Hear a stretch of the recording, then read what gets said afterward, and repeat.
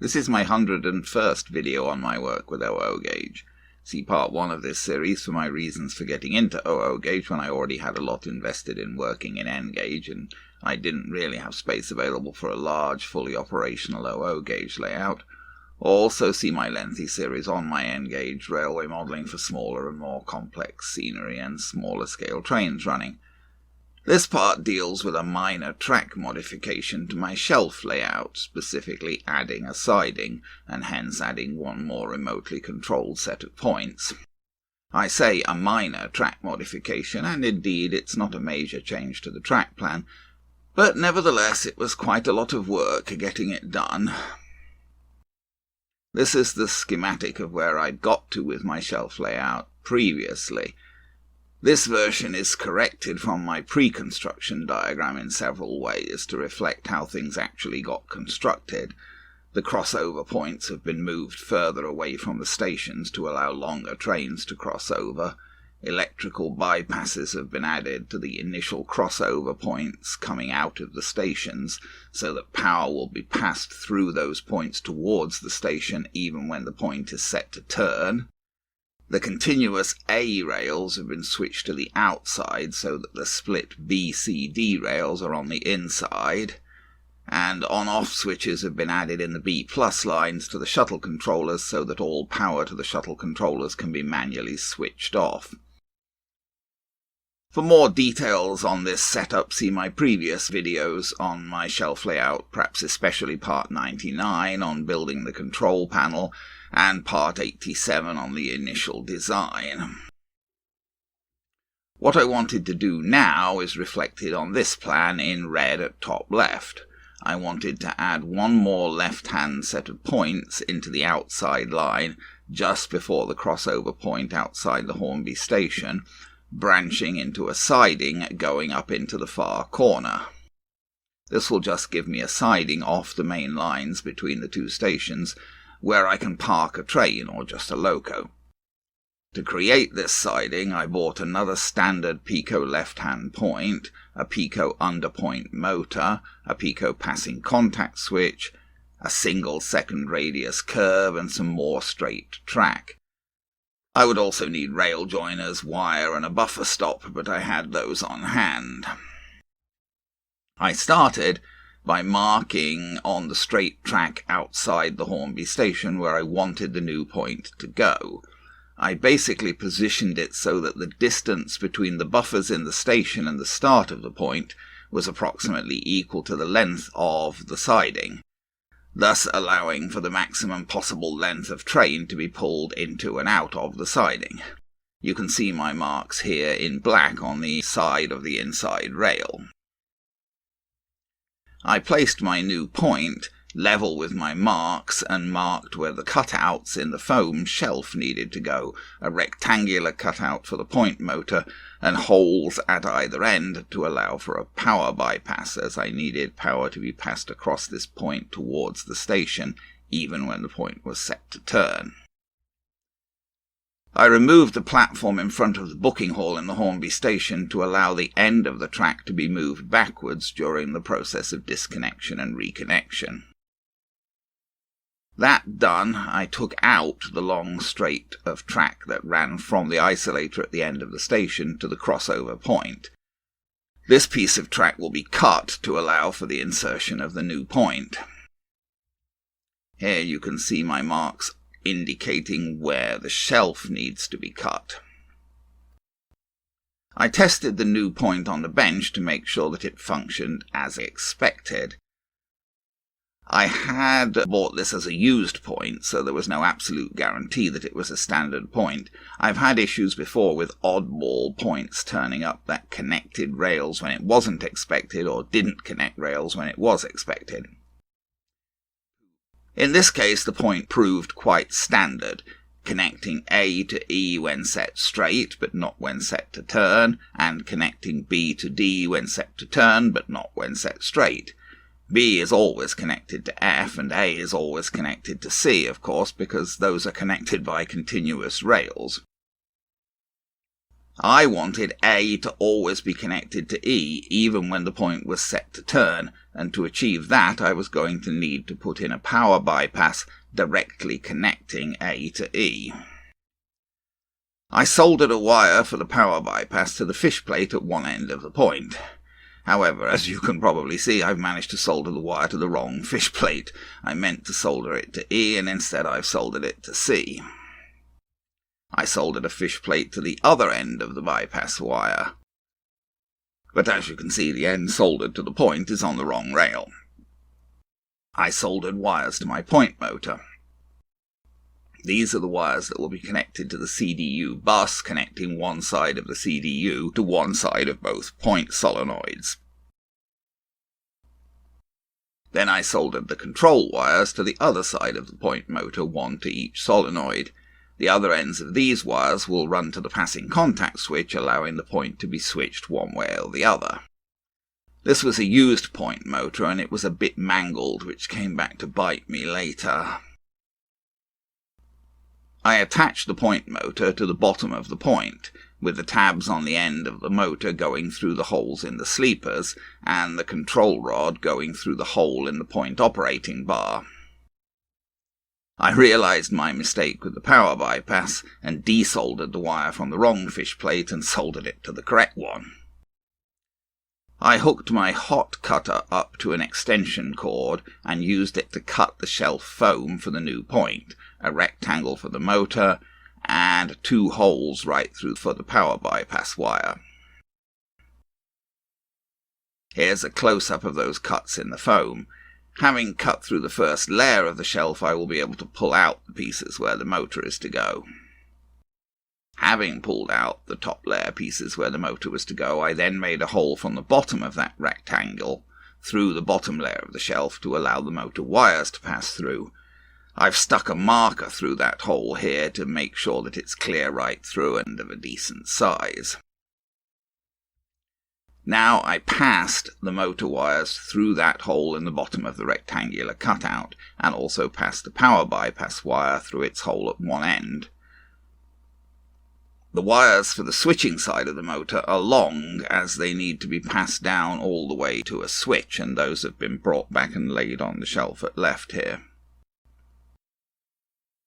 With the wires passed through, I was now ready to get the point laid down with its motor underneath it in the cutout in the shelf. I then pulled the power bypass wire up through the hole at the other end of the point so that it could be connected to the rail at that end, effectuating the bypass. The red wire that was connected to both point motor solenoids on one side was connected into the CDU bus. This was a pain to do, as I was working leaning right across my main Hornby layout and trying to get 4 wires to go into the hole in the connector all at the same time and connect properly under the screw. I just couldn't manage to do this with the connector screwed to the wall, so I had to take it off the wall so that I could get at it better. When I got the wires connected up and tested the point, it didn't work. Well, actually, it did work initially. It changed a couple of times, but then it jammed solid and wouldn't move at all. I couldn't even change it manually by pushing the control bar. So I had to lift the point up and take the motor off, all the time leaning awkwardly right across my main Hornby layout. The motor worked fine off the point, and the point worked fine without the motor. The problem seemed to stem from the fact that the tabs on the motor had been mangled, and when I straightened them, I guess I just didn't get them quite in the right position, so the motor somehow wasn't mounted on the point quite right, and this was causing things to jam. I did my best to carefully re-straighten the mounting tabs on the point motor and reattached it to the point. Not at all easy to do, leaning across like this, but I didn't want to undo all of the wiring again. Fortunately, this did fix the problem, and once reattached, the motor operated the point properly. Yes, the wiring is a mess, but I did try to keep it tucked up under the shelf so it won't be too noticeable and won't droop down onto my main Hornby layout below.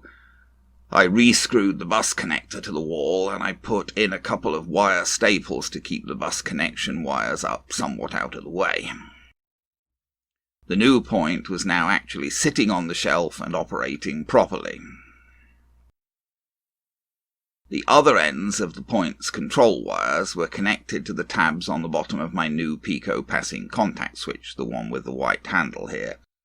I tested the point when I connected it and switched the wires round so that the point would be set straight when the handle on the switch was down, consistent with the setup of all my other points. Next, I needed to deal with the rest of the track. This is the straight section that I lifted from outside the station. The point is essentially being inserted into this straight, so I need to cut out a section the length of the point based on the marks I made on the rail. I cut the rails using a cutting disc in a rotary tool, then I finished separating the track by cutting the plastic webbing with a knife. Having created the pieces of track that I needed, I used my hot knife to take out the chairs and sleepers under the rails at the end to allow for fish plates. Quite honestly, I hate flex track, mainly because it's so hard to connect. I can live with the business of cutting the rails and having to cut under the rails at the end to allow for fish plates, but even when this is done, persuading flex track to actually connect is a royal pain in the behind. The rails are not fixed in the sleepers, so when you try to push the rails together, connecting them with fish plates, instead of the fish plates going on, most of the time the rails tend to slide back into the sleepers. You can try to grasp the rails with pliers, but that isn't easy to do without damaging the rails, as the metal they're made of is quite soft.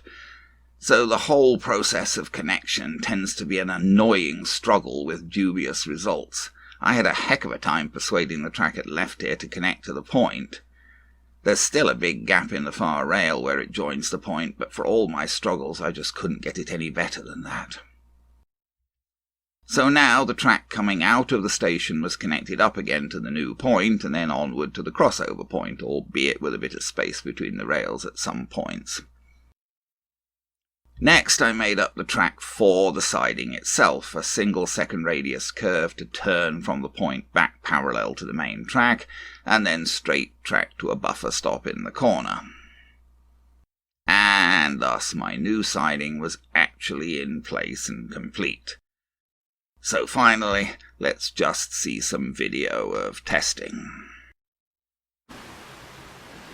Okay, well, the new siding is in. You know, it goes down from the point down into the corner. And it works, sort of.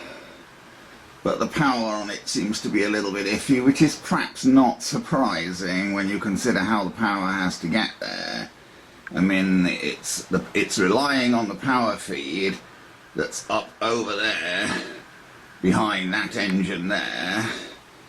Then it's coming round, and it has to come through that point. That's just straight through. Then it has to go over a power bypass through that point, so we get to here, and then it goes back up through that point when it's set to turn into the siding.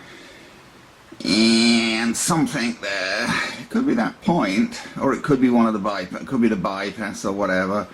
Something seems to be a bit iffy, so that the power cuts out to the point sometimes, I think. So I've got the Bachmann Ginty on here. Now the Bachmann Ginty won't run with the shuttle because it's a coreless motor and the shuttle doesn't like coreless motors, but then again I'm not using the shuttle now, I'm using manual control, so now I've got the point set straight at the moment, so we're just going across there. So we just ran across that point straight. There's a bit of a gap there. I had trouble getting the rails to join up properly. Oh, see, now he's stopped even there, and I don't know why he'd stop there. But he has.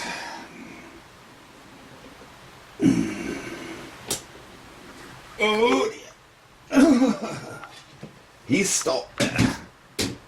Blimey. It's hard work doing anything in life, really, isn't it? Why has he stopped? I don't. If it's not one thing, it's another. He stopped there because I turned the power there off on purpose. It's one of the advantages of having the auto stops. I turned that switch off.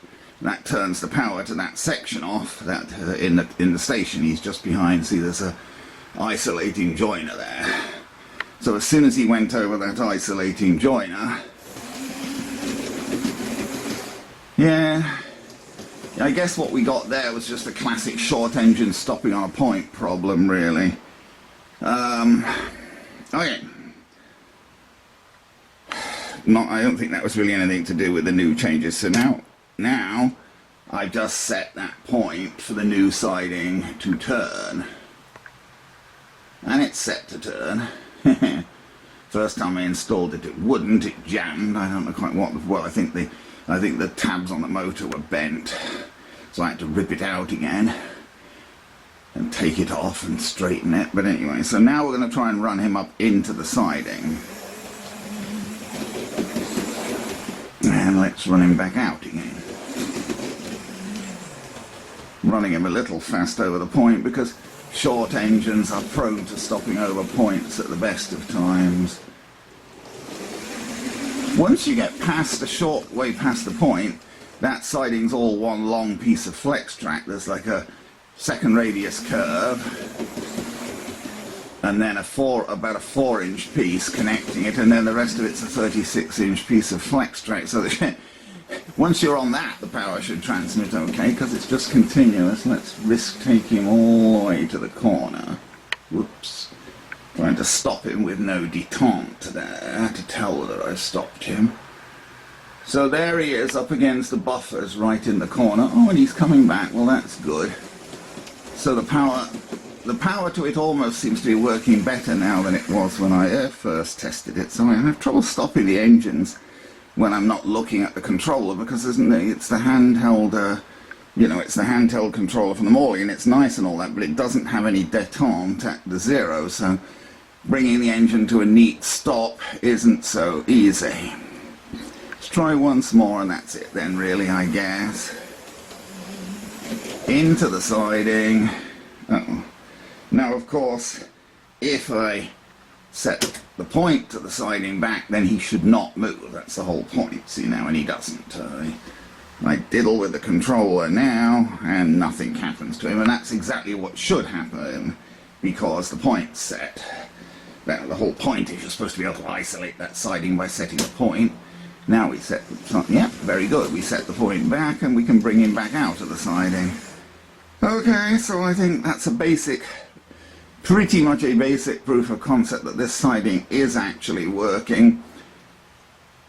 Yeah, and I don't know about the power issues, so maybe there is, maybe there isn't.